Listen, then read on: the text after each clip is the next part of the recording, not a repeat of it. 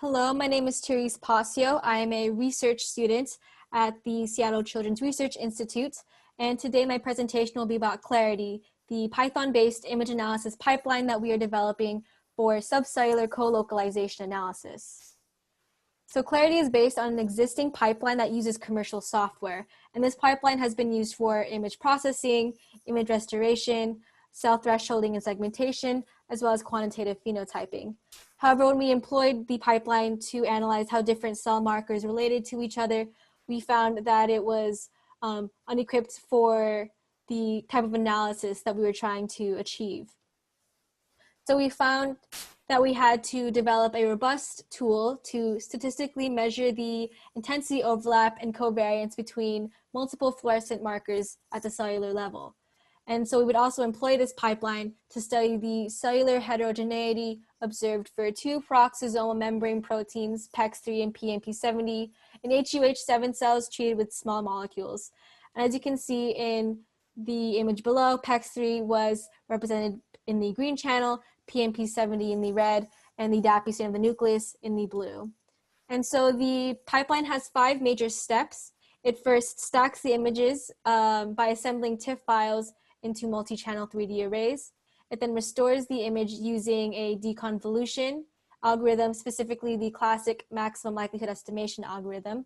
And it then crops the image using Laplacian variance. So it calculates the in-focus plane by finding the highest maximum contrast score. And it does that by taking the second derivative of the contrast function. And so once it finds the location of the in-focus plane, it centers the z-plane such that the in-focus plane is in the center with the same number of slices above and below the in-focus plane. It then moves forward into image thresholding and cell segmentation. It generates an array that takes the average of the 3 intensity channels and uses this average for cell segmentation. It also prepares the image itself for cell segmentation using pre-processing steps such as Gaussian smoothing, auto contrast intensity normalization, and 2D spot filler and filament filler. In post-processing, it uses the DAPI channel to seed the cell segmentation and perform a watershed segmentation. And these scripts were obtained from the Allen Cell Institute's segmenter.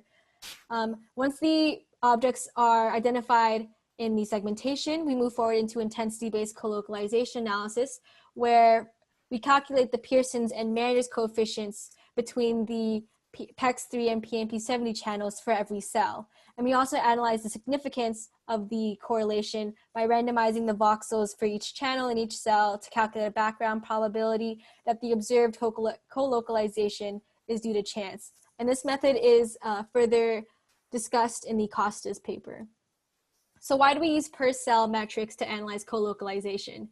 So as you can see in the image below, this is an example of a full image, and if we were to take a full image analysis approach when analyzing covariance, we would have calculated a Pearson's correlation coefficient of 0.42. However, as you can see in the image below, there is significant heterogeneity between cells. For example, in the image shown at the bottom, there is significantly less PMP70 in the cell to the left than its corresponding cell to the right. So moving forward with this heterogeneity, we wanted to further illustrate it by using statistical analysis to compare the covariance between the two cells. And so, as you can see, we used the Pearson's coefficient as well as the Marinder's overlap coefficient shown at the bottom of the screen. And so as you can see in the tables to the right, these compare the results that we had achieved from the statistical analysis. And so the left and right cells do differ in their correlations, whereas the Pearson's correlation of the left cell is 0.49 and the right cell is 0.58. Also, the Marinder's overlap coefficient was similar between the two. However, there is a big difference in their M1 and M2 values, where M1 is the percentage of red colocalizing pixels with the green, and the M2 is the percentage of green colocalizing pixels with the red. And so as you can see, the M2 value in the left cell is much smaller than in the right cell. And this demonstrates that there is a smaller percentage of green pixels co-localizing with the red pixels. And this is evident in the photo to the left as well. We also used the cell to the left as a negative control by comparing its correlation between the PMP70 and DAPI stain of the nucleus. And so we also found that there was a negative control in the Pearson's correlation, and the Amanda's overlap coefficients were very small. We also analyzed the significance of the correlations that we just computed by randomizing the cell images, specifically the voxels in each cell, and calculating the Pearson's correlation for every randomization that we computed. And so these Pearson correlations were centered around 0. So it demonstrates that our Pearson correlations that we were calculating were significant.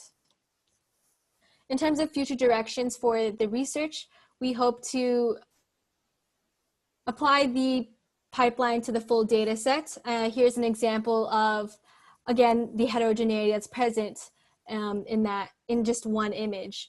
And so as you can see, the Pearson's correlation coefficient is varied between all the different cells. And so our pipeline would hopefully be able to capture this and give us good biological meaning. We also hope to incorporate randomizations of PSF-sized channel fluorescence for more realistic background probability distribution. We also hope to incorporate intensity correlation analysis as well as object-based colocalization analysis. I would just like to acknowledge our principal investigator, John Aitchison, some other fellow members of our lab, as well as the program manager for the SCRI URM program. Thank you for listening.